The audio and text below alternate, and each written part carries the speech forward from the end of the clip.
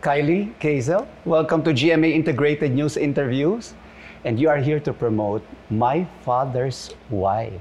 If I'm not mistaken, you'll be playing Gina Yes. and Betsy. Yes.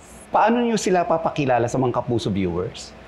Well, yung characters namin, mag-best friend kami dito. And may mangyayaring magkakos ng rift sa aming dalawa. So, si Jack yun. Si Ja. And yun, ano ba mangyayari?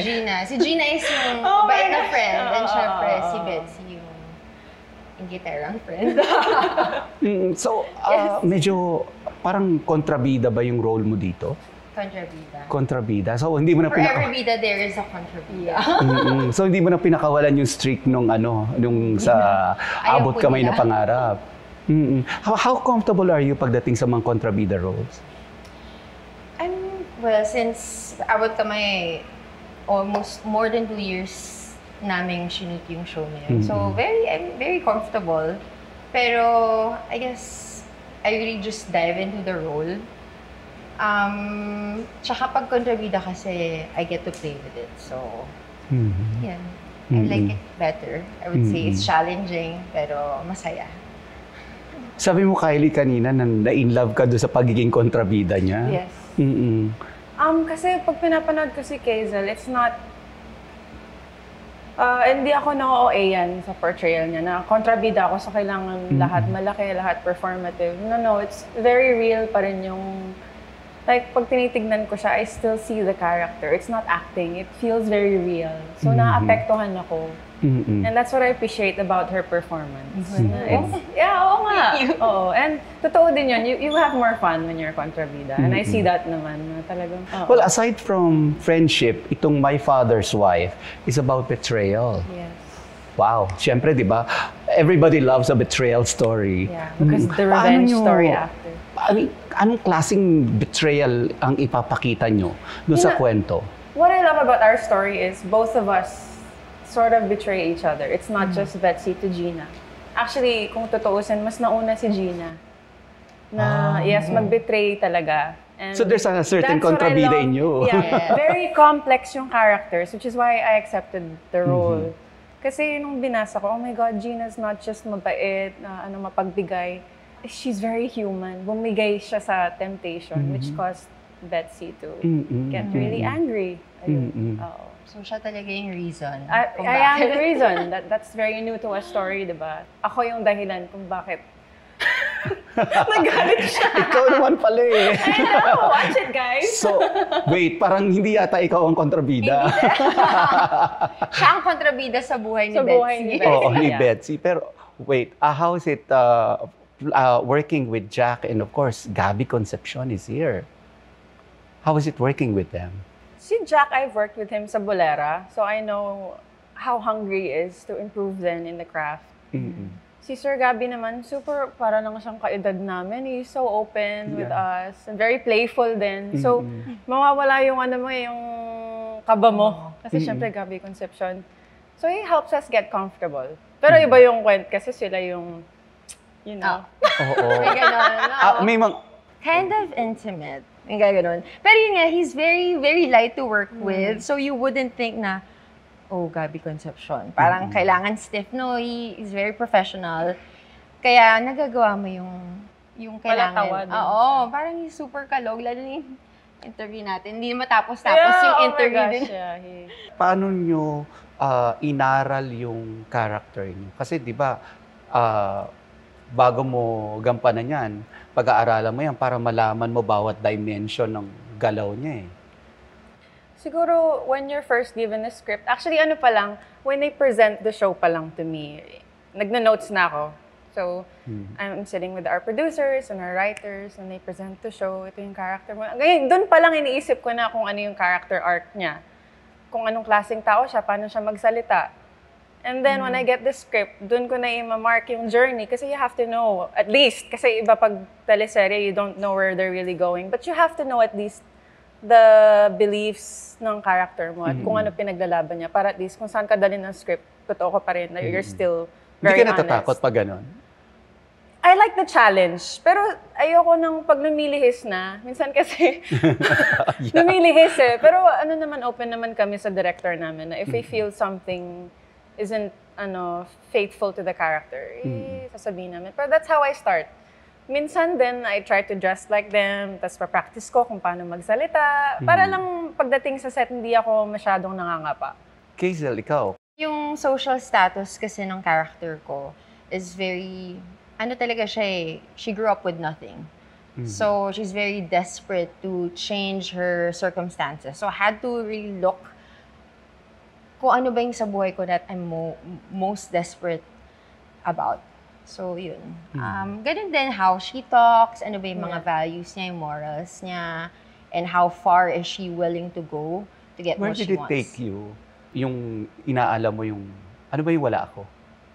Siyempre, yung mga personal na wala tayo sa buhay. Yung mga, yun mo yun, I really want this. Like, for example, ako, I really want peace of mind. Yung mga ganon, I'm super desperate lalim, for it. ah. Yung mga ganon. Diba yun? Ang Hindi na world bibili peace yun. na yan, Hindi ah. na. So, nothing material, nothing walang mga Nothing, ganyan. Parang I think, Magkaiba kayo material. ni Betsy. Magkaiba. Pero parang kinailangan ko na Kailangan i-level. match yan. We are talking about friendship, Tito, and betrayal. Kayo ba, how are you as a friend? Paano ba kayo maging kaibigan?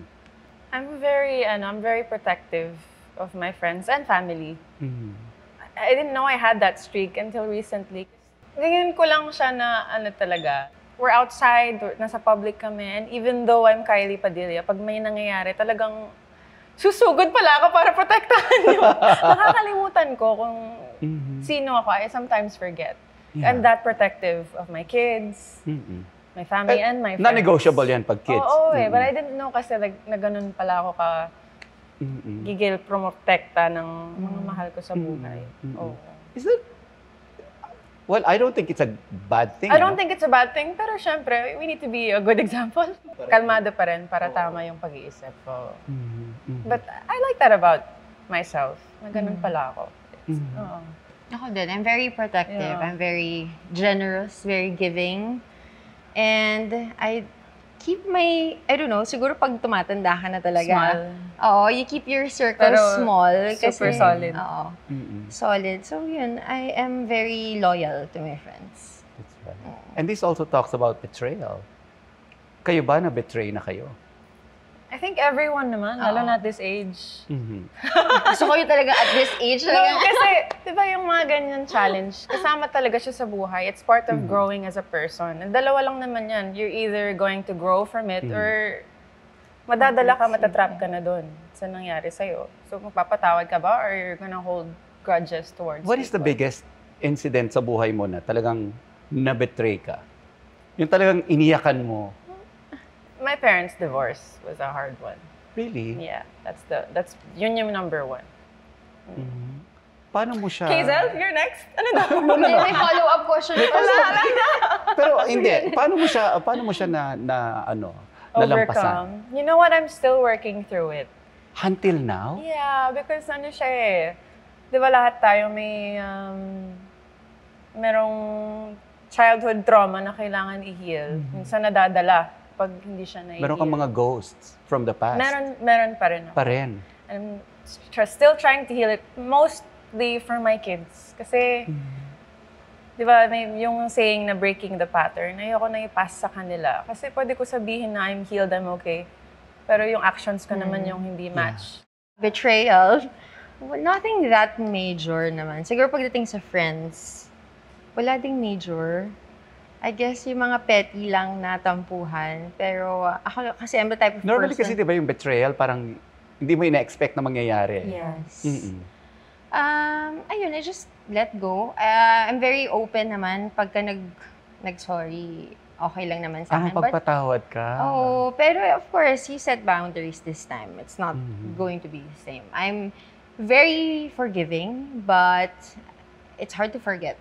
Yeah, yun yung gusto ko yung forget part. Mahirap yan eh, no? Mahirap yan to eh. forget. It's an Like effort parang every mas day. madaling magpatawad kaysa makalimutan eh. Kasi yung galit mo naman, you will not take it with you forever eh. Parang makakalimutan mo din eh. But yung memory na limit, Yun yung limit nakapagbalik ka. ng, that's true. Yeah. Let's talk personal stuff. Ay, di pa personal yun. Hindi pa! Hindi pa yun, ah. Okay, in one interview kasi, of course, natanong ka about yung marriage mo kay Aljor and parang nagkaroon ka ng mga afterthoughts about it. Actually, it wasn't really an afterthought. I knew that we weren't ready for marriage. And in-open up ko yun sa dad ko. And even to my ex-husband. I don't think we're ready yet. I think we're okay na we have a baby and, you know, we're partners and magkasama tayo and we still, you know, are a couple. Pero my dad talaga is very traditional. Ayaw niya nang hindi kami kasal. So in some way, medyo napilitan. But I knew na. So I Kailan mo wasn't nasabi na hindi pala nag-work? Pandemic na. That was pretty recent. That was recent. You know what? Naniniwala ako sa sinasabi nila na ang babae talaga nagdadala ng relationship. And it just so happened na napagod ako nung time na yun. So, sometimes I still have guilt na what if, diba? What if nag-work? Kasi I really admire women who fight for their families talaga. But then, ayun na nga! Oh my God! No. I'm really interested to know. But then, when I look back on what happened, parang tama rin naman yung decision ko. Kasi ayoko rin naman na lumaki yung mga anak ko na nag-aaway kami and walang peace inside our home. Kasi yun naman din yung, di ba, yung childhood trauma ko na ayoko ganun, na isipin nila that this is normal. So, Did you think at some point you failed? yes, for a long time. So sinisisi mo yung sarili mo? Not really myself, more on both of us, me and my ex-partner. I wish, hindi naman sa pinaglaban, but I wish nakinig siya sa akin. Na wag na muna. Kasi promise ko rin yun sa sarili ko na ayoko ng failed marriage. Ayoko ng divorce. But you know, ganun talaga ang buhay. It's a lesson for me. Then, But you have two beautiful kids. yeah. Well, wala naman akong regrets with my kids. Oh, definitely. Sila yung reward ko for everything. Yun nga lang, ang hirap naging single mom, hindi siya biro. Every day naman, when I look back on what happened, I'm still very blessed. Kasi kasama ko sila. And we share a love na kakaiba, di ba? Family kami, kahit kaming tatlo lang. And I would never, hindi ko yun ipagpapalit sa kahit ano. You know, one time we talked about depression and your battle against depression. Nagsimula pa ng pandemic hanggang sa nagtuloy-tuloy siya. Yeah. Until lumalaki na nga sila alas, di ba? You're still experiencing it. How are you now? Showbiz answer, real answer. Well, tayo lang naman nandito eh. Real answer na lang. Tayo lang nandito. Wala na sila. Because I love you, Nelson. I'll do the honest answer. Naniniwala ako sa buhay, wala kang makakamit na hindi worth it, na hindi mahirap gawin. Sometimes the struggle is the point, di ba? Yes. Pero yung reward is later in life. Right now, I might be struggling kasi it's hard to have depression while raising two kids. Kasi minsan inaatake ako and nandyan sila, may kailangan sila. So kailangan ko isang tabi yung nararamdaman ko. And I don't have a partner to help me. So, iiyak mo na lang. Wala na ibang sagot eh. Iiyak mo na lang. Alabas mo, tago ka sa CR, iyak mo. And then pag okay ka na, isang hinga lang, yes na ako, tinib. Ganon. It's my reality. Ano ba yan? Sabi ko, di ako nag-iyak talaga. Okay, sabi ko na sumagot. Pero ayoko kasing masanay sila ng ganon. Sometimes nagtatago na talaga ako because it's not fair for them. And hindi ko pa siya na-explain because they're very young. They're really... They will not understand na may depression. How do you tell them? Ganun. Like parang, mommy just needs to be in the room. Pero ayoko rin naman sanay sila na they're growing up with a really nag-struggle. Nag-struggle yung mom nila. So I try to hide from them. But then naman, may reward talaga kasi napaka-caring ng mga anak ko. They're very empathetic and they know now. They write me letters, ganyan. Ayun nga, niyakap nila ako. And then, Would you like to share kung ano sinusulat nila? yun nga, this tattoo, yun yung kwento ng tattoo na to. Ito yung nakatulala lang ako sa bed. Tapos nag-drawing sila, and then, wala, binigay lang ni Alas, may for mama. Tapos sabi niya, open this mama. Tapos may heart, tapos yun na, naramdaman niya na malungkot ako. And he thought, at such a young age, 6 That years will old. crush you in a good way. In a good way. 6 years old siya noon. So I was like, oh.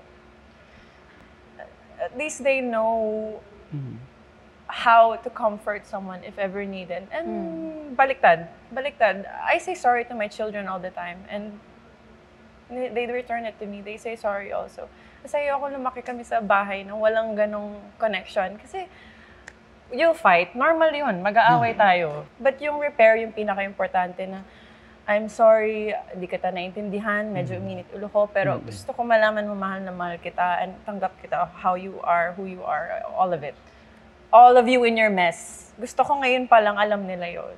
Right now, nasa struggle pa ako. Bata ka pa kasi. Oo. Kasi ano pa sila nag-aaway lagi, ganyan. Pero alam ko na paglaki. Dalawang boys ito. What do you expect? Yeah. Diba? Grabe.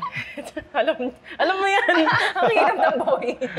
Hazel, sabi mo kanina, yung para for you to get into the character, ang dami mong yung mga inano na, nawala ka sa buhay mo. Yes. And before the interview, we were talking about, you never had a father. How's that for you?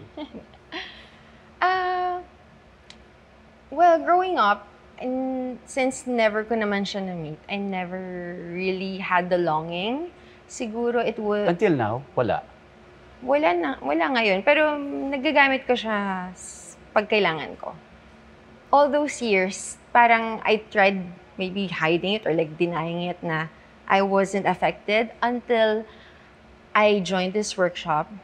Tapos parang meron yan na may issues talaga. Siguro nga inisip ko na, ano naman na-fill naman yung void na yun ng family. My lola, I grew up in a loving home. Pero yun nga, siguro it would have been different if meron kang father who would, guide you. Siguro I could have made better decisions if merong father figure, may ganun. Pero, I mean, I'm just thankful kasi hindi man ako magiging Hazel. I wouldn't be siguro strong. So never mo naramdaman na may kulang? Never ko naman na-feel na ganun. Yeah, pero, yun, siguro hindi kasi ako magiging ganito. Like, I would like to believe na maaga akong naging independent. I matured very young. Were you rushed into being independent? Kasi wala kang katulad ng mga sinasabi mo. Yes. Siyempre may mga ganun growing up, may mga inggit na, lalo na pag family day or like, yung mga kasi my mom, I did grow up with my mom also. I grew up with my lola. So yung mommy ko, she lived abroad. So, pagka may mga family events, yung lola ko lang yung, or may tita, may uncle. So, ganun lang. Nakakaingit din. Tsaka yung, I don't know, pagka complete yung family, may inggit ka. Pero, I just shrug it off. Kaya siguro ganun ako. Parang kahit na may mabigat na akong pinagdadaanan, I'm that type of person. I don't want to stay or I don't want to make my problems any more bigger. So, yeah. Your lola, siya yung nagpuno ng kakulangan. And I'm very thankful. Tama She's ba yung 100 years nabasa ko? old. She's going to be Yes. 100? And malakas na malakas pa siya. Grabe! Congratulations! Thank you. At nakuha niya na yung reward niya from Oo. the government. Siya ang tunay ng may hawak ng brilyante. Siya talaga. Pero, di ba, kudos to her, Kahit na dun sa edad niya, na punuan niya yung kakulangan ng mga anak niya. Kaya nga, that's why I want her to live longer. And sana lang nafe-feel niya how loved she is. Do you have any Ganun. message for her? Hindi ko alam kung mapapanood niya ba to kasi medyo Panood niya, malakas pa siya Hindi, pero kasi malabo na yung mata niya. Pero yung message ko lang, syempre I don't want to say thank you. Kasi, ba't ganon? thank you so much. I wanted to say thank you and I love her. And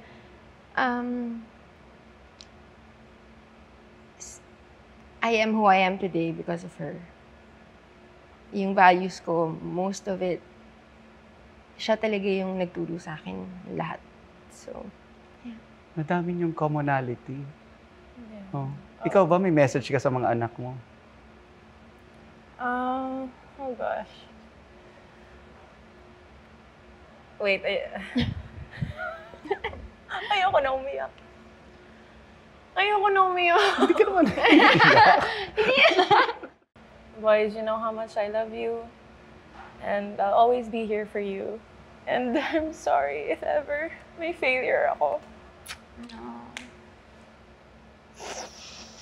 Anyway, thank you so much for being the lights of my life. And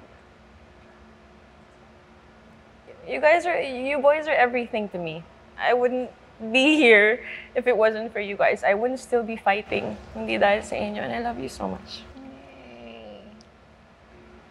Let's talk about nice things. oo nga. Ba't ako naiiyak eh? Napigil na nga. Kylie, Tada! Let's talk about the show. nagka-trauma ka ba sa marriage? Like, sa Ito marriage? na, Nagka-trauma yung ka? kadugtong nung Ha? kanina. My unhealed version would say na I do have trauma. My unhealed version of myself. But I'm a very hopeful person kasi. And I'm trying to forgive and forget everything. Kasi no one naman wants to grow old alone. Lalo na ako, when I was very young, I was a Are you hopeless in a romantic. relationship now? Secret na! Showbiz! Tayo lang naman nag-uusap. Ano ka ba? Oh God. Hindi kasi, ang hirap kasi hindi maging honest sa'yo eh. That's why I don't want to answer it. Kasi may follow-up question. This is just girl talk, girls. Anyway, balik ako. So, di ba, nobody wants to grow old alone. Yes. Dati sinasabi ko sa mga interview ko that I don't believe in marriage, I have trauma, I failed. But now, gusto ko palitan yung narrative ko. I'm hopeful to have a healthier, happier marriage and someone who can complete my little family and take care of us and love them as much as I love them. Even more, sana, than they love me. They love the kids first. Kasi gusto ko yun para sa kanila. And hindi na sarado yung isip ko sa posibilidad na mangyari yun sa akin. That takes me back to my original question. Are you in a relationship I am now? in a relationship, okay, fine. Without going into details, you know where I live.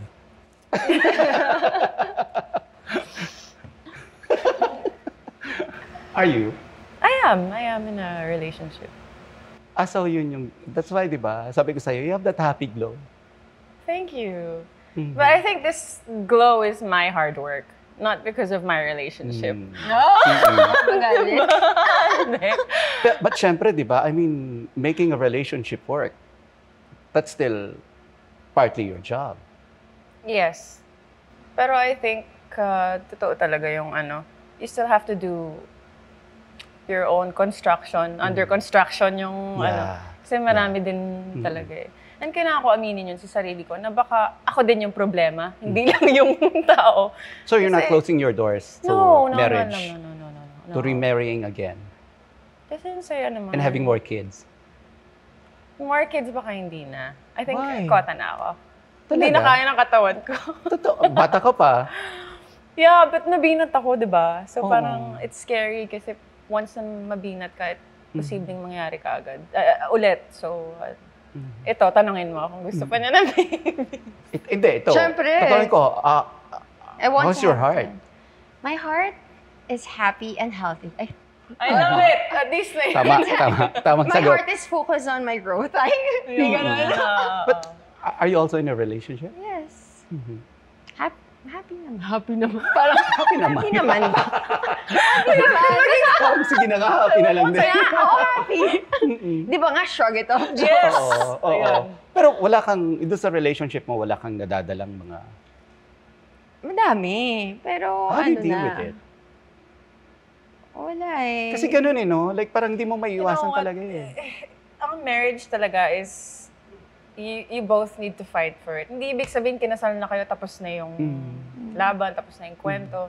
What I learned is that, actually, yung struggle, that's only the beginning. It's just the beginning of, di ba, Yes. choosing each other forever and Yes. ever. Which is the lesson that I learned after what happened to me. This time around, mas paglalaban ko yung tao na yun. And sana ganun din siya sa akin. So, babalik sa'yo. Babalik sa'yo. Yes, yun na nga. Diba? Actually, you know what? How do you deal with it? Nga, minsan na pag nadadala mo yung baggage mo into the relationship. Actually, wala naman akong... Yung baggage kasi, if Or ako conscious man ka may talaga na issues, hindi mo dadalhin. kung may issues man ako, it's because, not because of me, because of the circumstances that happened to me. So, kunyari, yung sa relationship ko man, is hindi na ako parehas ng before. It's because the other person made me feel that way. And hindi ko naman, I don't wanna blame it on my partner. True. Siyempre, gusto mong i-work yun para magbago. Pero, meron pa rin, sometimes you progress and you regress. It's, ganun talaga. Pero, in the long run, of course, you want to change. Kasi ayaw mo din naman na masira yung relationship. So, pag may mga baggage, you just talk it out with your partner. And heal yourself in the process. Yes, healing is a process and hindi talaga pwedeng madaliin yun. Kasi pag minamadali, mas lalo kang mababaliw, masisira. Totoo yun. Totoo yun. And I like what you said kanina na you're in for peace of mind. Yes. It's something that we cannot buy. But it's something that we have to fight for Yes. every day. Diba? We'll talk about Encantadia. Oh, Congratulations. thank you. Alam mo, nung nakita kita dun sa, sa first day, sabi ko, wow, she's back. How did you feel? Bittersweet. Kasi, syempre, I know my role in the whole series. Super ganda ng mangyayari kay Amihan, especially when it comes to the birth of the new Sangres. Kasama si Amihan doon. But then also sad because, yan, patay pa rin si Amihan and she's still an Eve Tre. So, sad lang ako every time na I watch it and I see my three sisters nang wala si Amihan. I'm heartbroken every time I watch it. Pero super happy ako kasi ang ganda, ibang-iba na. Pero sorry kasi pag naalala ko yung Encantadia, like parang naalala ko pa rin yung interview mo dati na parang, I think that was your only, if you can call it a regret, na parang naputol yung... Yeah, kasi blood, sweat, and tears yun eh. When we started, I was, pinaka-ayaw nila sa casting. Because they couldn't But you see got it. pregnant, di ba? Yeah. But then sobrang pinaghirapan ko para lang magustuhan yung Amihan ko, yung version ni Amihan. And then, at the height, I got pregnant. So, Unexpectedly. it was unexpected. And I really didn't know how else to handle it. And siguro nagulat syempre din yung mga creatives, the writers, how to adjust the story. Sobrang malaking, not just regret, it's a huge, feeling ko kailangan ko pang bumawi. Sana, yun yung expectation ko dito sa Sangre. And parang gusto ko pa rin bumawi. But you never know, baka naman may other season, Or other projects that similar to Encantadia. Iba talaga pag si Amihan. Yeah. Like si Amihan. Ano yan Sangre yan Mali mo mabuhay. Hindi natin alam. Yeah, oo. Pero syempre, dream kong mapanood kami ulit na kompleto kami nang hindi patay si Amihan sana. Para pambawi lang sa mga kapatid ko. Sa mga kapatid mo? Oo, sa kanila. Yung tatlong kapatid mo. It's really painful to see them not complete just because of me. Pero yung anong time na yun, hindi na kita natanong nun because you were pregnant. Ano naging reaction pala nila nun? Sino? Yung tatlong kapatid, yung tatlong Sangre. Actually, we never talked about it. Siyempre, congratulations. Yeah, because it's a good thing. Yeah. Happy for you, ganyan. Pero never namin napag-usapan yung, Mm. you know, how they felt after I left. Never. Siyempre ako din, may fear ako. No? Baka may disappointment. Siyempre, ano pa rin yun. Yeah. 4 kami doon, dapat magkasama talaga. Oo. Pero once sa sangre, always Always sa sa sangre. sangre. Yeah. That's right. Okay, probably you would like to invite our viewers? Mga kapuso, 2:30 p.m., Mondays to Saturdays. Directed by Aya Topacio. It's her first Yes. show. Talaga, and sobrang pinaghirapan niya. Thank you, Direk, for Thanks, everything Direk. that you do for us and your wonderful vision and keeping us all excited to work. Yon, guys, panoorin niyo po. Sobrang ganda po. Sana po may enjoy niyo. Anong takeaway niyo na dapat abangan ng mga viewers natin? Ako may takeaway from the story. Yeah. I would say that loyalty and love don't always go hand in hand. Wow, ganda pag naman ganon. yung tapatan. Ang lalim nitong girl na to. No, but you know what I said kanina? Big, din si Kazel doon. Kasi we talk, di ba, when we're not working, offset pag wala pa yung take. She became one of my examples of how to hold our marriage together. Sabi ko, you know what? Sige, naka-note na yan sa isip ko when I get married again. Anyway, takeaways. Takeaways from the show. Siguro because I play Gina, no, it's forgiveness. And no matter what happens, talagang love pa rin ang mananaig sa lahat. So, yun pa rin, love pa rin talaga ang mag-heal. It'll make you forget sana, but yun, forgiveness and love. Very important things in life. Yun. Talagang goddess of love ka talaga. Well, thank you very much, Kenzel. Thank you very much, Kylie. Thank you so Thank you. much.